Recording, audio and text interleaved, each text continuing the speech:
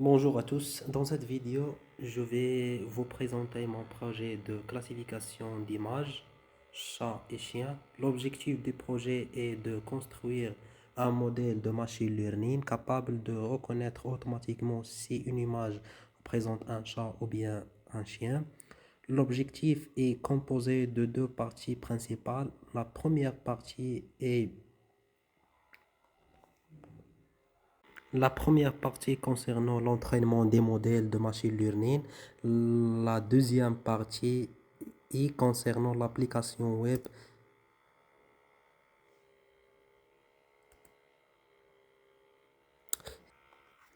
Nous commençons par le fichier model.py. La première étape est de charger les bibliothèques nécessaires. La première bibliothèque OS est utilisée pour parcourir les dossiers du dataset. OpenCV permet de lire et de traiter l'image. NumPy est utilisé pour manipuler les données sous forme de tableau numérique. Scikit-learn est utilisé pour l'entraînement des modèles de machine learning ainsi que l'évaluation des performances. Nous importons également plusieurs algorithmes de classification comme l'SVM et Random Forest, etc. Enfin, on a, enfin, on a la bibliothèque Job. Job. Ensuite, on va on va sur les fonctions utilisées. On a la première fonction load dataset. Nous allons charger les images depuis la dataset.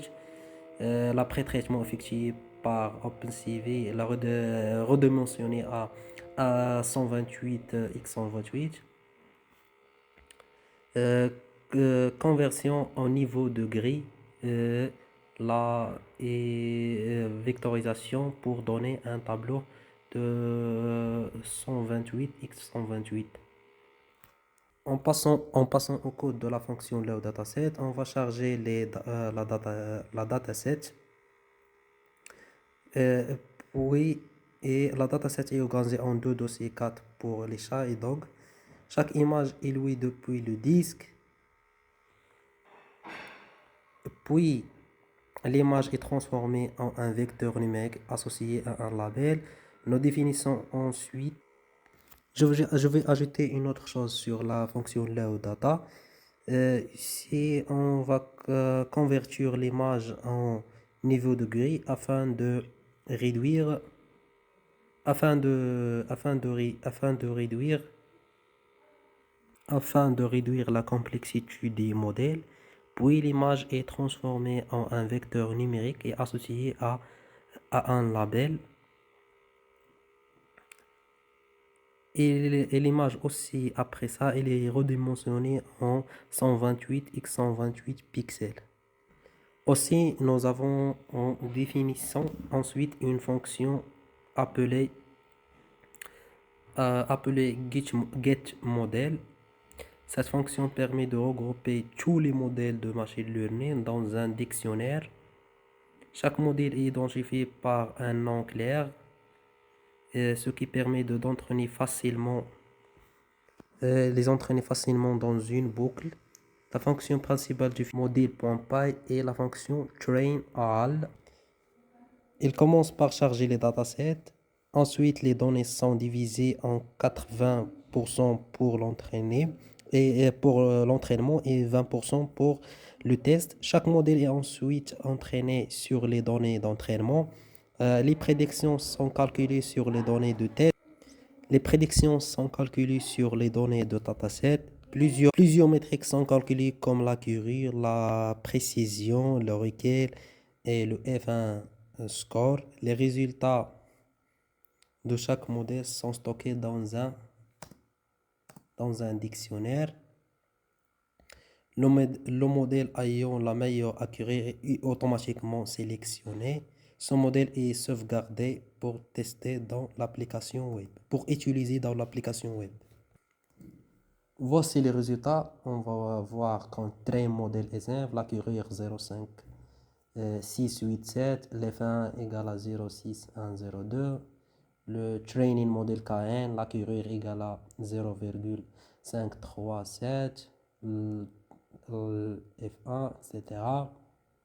Euh, le best model naive accurate égale à 0.5750. C'est le best model et le naive base. Passons maintenant. Voici un tableau qui explique tous les modèles avec qui compare facilement les modèles. Nous avons visualisé ensuite les matrices de confiance. La confiance matrice permet d'analyser en détail les erreurs de classification. Les lignes sont représentent les classes réelles et les colonnes représentent les classes prédites. La diagonale principale contient les prédictions correctes. Les valeurs hors diagonale représentent les erreurs. Une confiance matrice est générée par chaque modèle, ce qui permet de comparaison visuelle de leur performance. On passe maintenant à l'application web App.py. Après l'importation du bibliothèque, Streamlit, EOSCV, etc., on va charger les modèles entraînés. L'interface de l'utilisateur, c'est la fonction utile, c'est defload image. La fonction progress pour, pour redimensionner l'image et la fonction next cut pour que si l'utilisateur a sauvegardé l'image, va sauvegarder l'image dans la dataset train4 avec le nom 401. Même chose pour la fonction nextDocIndex, la même logique.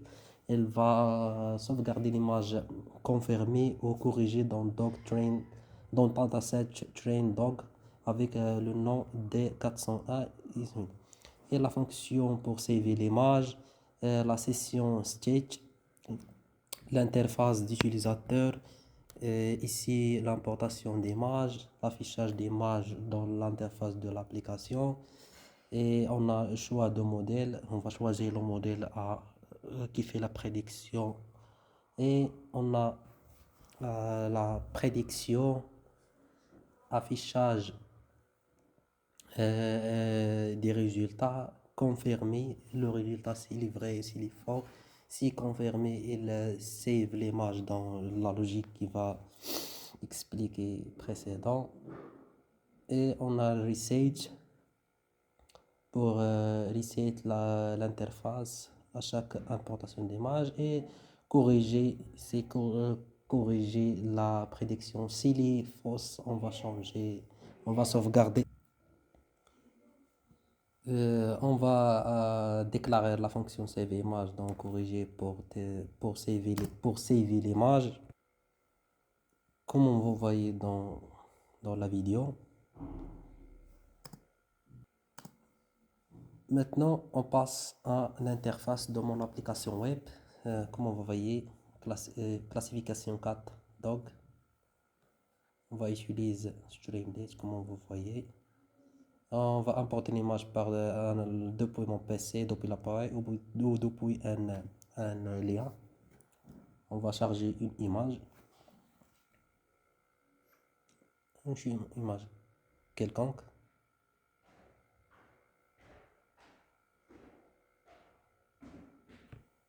Comme vous voyez ici, c'est une image d'une carte. On va choisir le modèle. Le modèle a fait la prédiction. On va choisir un modèle quelconque. On va choisir par exemple le XGBoost. On va lancer la prédiction par prédire. Comme vous voyez les résultats, c'est une 4 avec la probabilité 70,86%. On va confirmer la prédiction parce qu'elle est vraie.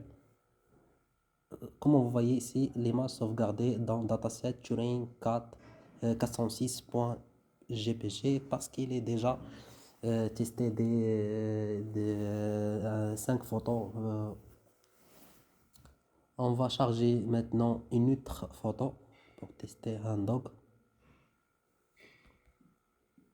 Comme vous voyez ici, c'est une photo d'un dock. On va choisir le modèle, la même logique. On va choisir logistique de régression. On va lancer la prédiction. Résultat, c'est une doc 100%. On a ici, je pense, un problème parce on ne peut pas voir la probabilité 100% d'un modèle. Mais vraiment, c'est 100% dans ce cas. On va changer la modèle. On va utiliser XGBoost. Comme vous voyez ici, le XGBoost, on va donner un résultat DOG avec une probabilité 68,54%. On va confirmer la prédiction. Comme vous voyez ici, l'image sauvegardée dans data set train dog avec le nom D407. Maintenant ici, on va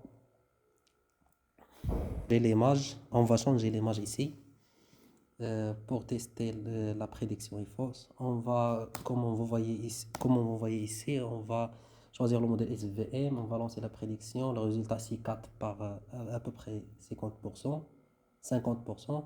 Le résultat est fausse. On va